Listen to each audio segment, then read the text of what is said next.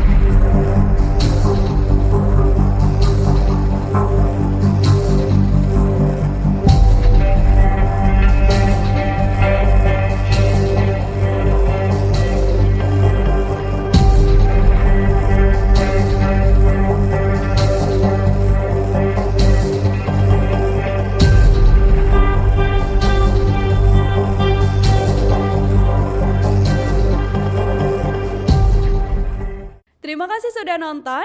Jangan lupa like, subscribe, dan share ya.